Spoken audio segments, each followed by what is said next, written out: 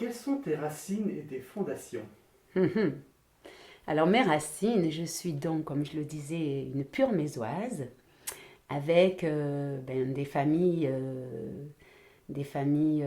je crois que mon grand-père paternel, le papa de ma maman, donc qui s'appelait André Jean-Jean, il avait sa maman qui était une vraie mésoise déjà. Je crois qu'elle s'appelait Louise de Porte. Lui, c'était un monsieur très particulier, très marginal au niveau de Metz. Il s'occupait du Midi Libre et du foot. Il était petit avec un petit chapeau. Euh, Ensuite, de ce même côté, du côté de ma maman, mon oncle Francis Jean-Jean était un prof de sport. Et il s'occupait des lundis à Metz.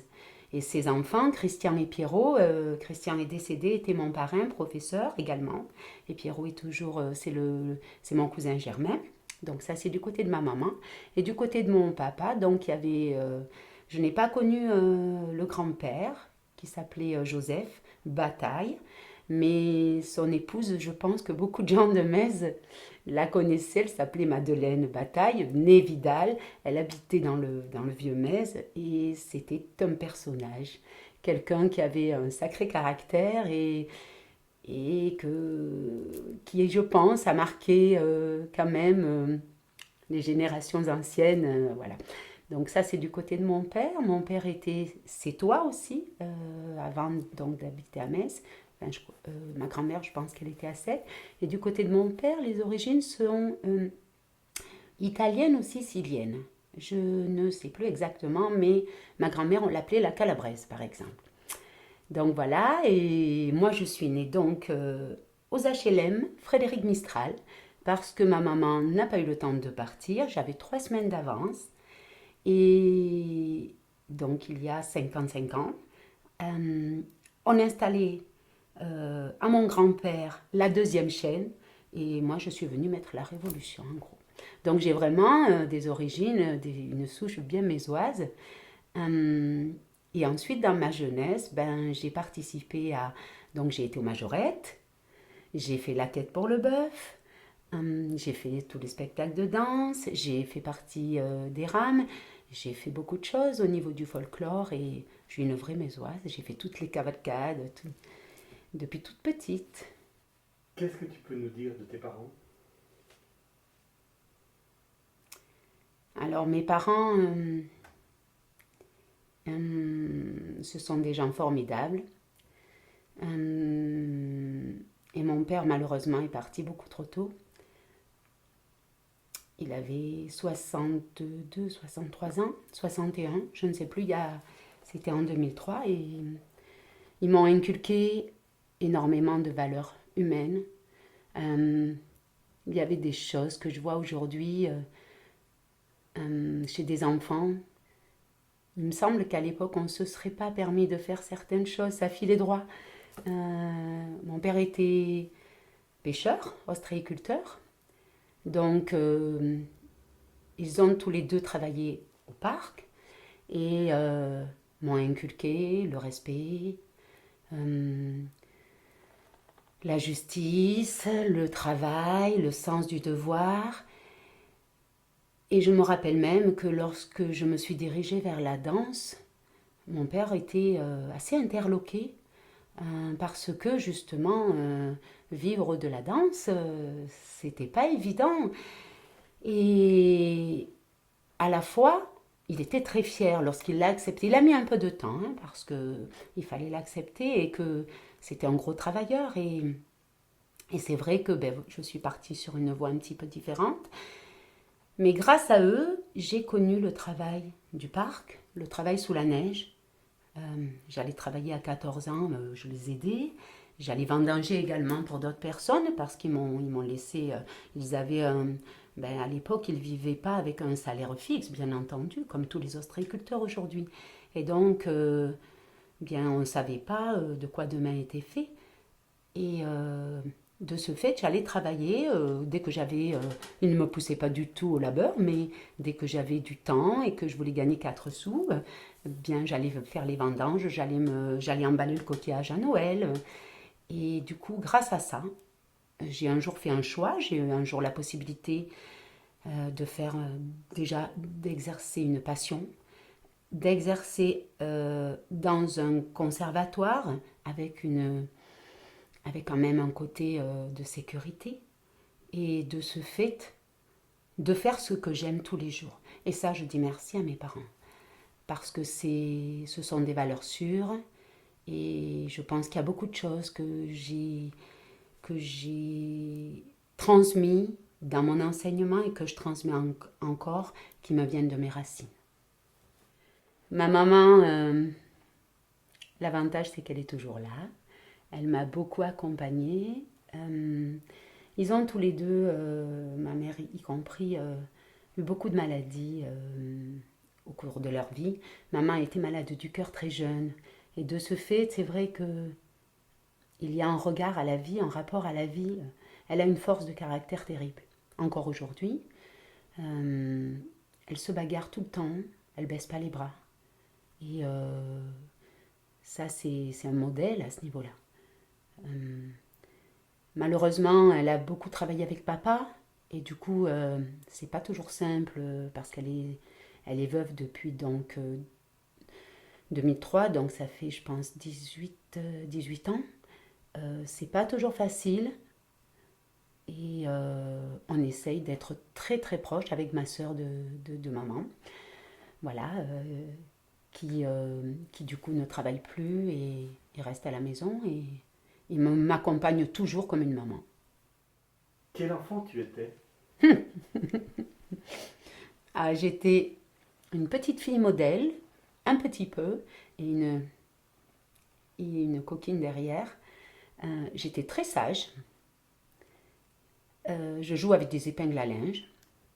J'étais hyper sage au restaurant parce que j'adorais manger. Je suis très gourmande. Mais j'étais espiègle. Et j'aimais bien. Après, j'étais la première. Ma sœur est venue 8 ans et demi après. Donc, j'avais des parents très très jeunes. Maman m'a eu à 18 ans. Mon père, il avait 7 ans de plus qu'elle. Donc, j'avais la chance d'être avec eux en permanence et de profiter d'eux. Donc, j'étais gâtée. Une petite fille gâtée, oui. Par toute la famille, j'étais la première petite fille. Et du coup, j'étais une enfant heureuse. Et donc tu as une sœur vraiment, c'est ça? J'ai une sœur qui a 8 ans et demi de moins que moi. Quels étaient tes rapports avec elle? Qu'elles sont devenues maintenant? J'avais de très très bons rapports avec ma sœur dans la mesure où quand elle est née, j'avais 8 ans et demi. Donc c'était la petite sœur qu'on prend un petit peu sous son aile. Après, la différence d'âge fait que aux alentours de l'adolescence, elle était un petit peu quelquefois pesante par rapport aux sorties, comme une petite sœur qui veut toujours être là, mais c'était ma petite sœur et je la choyais et je la dorlotais et c'est toujours ma petite sœur, mais pour certaines choses, les rapports ont fait que c'est elle des fois qui me choie et qui me dorlote parce que c'est une femme également, qu'on est très très très complices, très complémentaires, mais que la différence d'âge là ne se voit plus et puis on a chacune nos défauts et nos qualités et que justement en termes, bien je reviens sur la sensibilité, l'hypersensibilité, des fois c'est elle qui me fait la leçon un petit peu, qui me récupère ou qui me ramasse un petit peu la petite cuillère, ça peut arriver. Quand tu étais enfant, quels étaient tes rêves?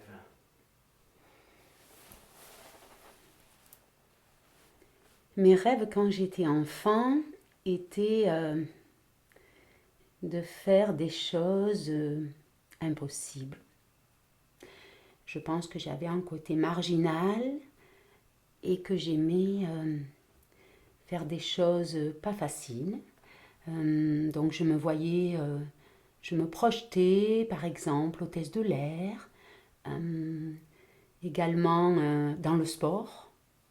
J'étais très fascinée par tout ce qui est défi et également le cinéma, l'artistique, parce que je pense que j'avais ce côté déjà, la fibre artistique bien entendu, et le côté de chercher à faire des choses qui me correspondent, je pense. Tout en étant une petite fille, j'ai commencé le sport très tard. J'ai commencé la danse, j'avais 14 ans, j'ai fait du karaté, mais jusqu'à 14 ans, je n'ai pas fait de sport. Et après, ça s'est révélé comme être quelque chose qui me passionnait, qui me fascinait. Et, et voilà, donc j'avais des rêves de petite fille après, d'être une princesse, de rencontrer le prince charmant, euh, et de porter des belles robes de princesse aussi. J'étais une vraie petite fille. Est-ce que tu peux nous raconter un souvenir particulier de ton enfance qui t'aurait marqué? Dans le bon ou dans le mauvais? Comme tu veux. Dans le bon, mon père allait au Boulodrome jouer. Il jouait au Boulodrome, donc qui est derrière l'Oscarine aujourd'hui. Et il me prenait avec lui parce que j'étais belle à chouchou et j'étais toute seule. Donc j'allais avec lui. Pour moi, c'était un petit jardin qui était merveilleux et magnifique. Et ce sont des souvenirs, un pur bonheur. Et également quand on partait avec mes parents sur la barque, qu'on allait sur l'étang. Et voilà, donc ce sont des souvenirs de, comment dirais-je, de sérénité, de cocon rassurant et sécurisant. Et ce sont des sentiments chaleureux que je n'ai pas oubliés. Dans ta scolarité, quel élève tu étais? Alors, petite, j'étais une élève très sage. Et à l'adolescence, je pense que j'ai été moins sage.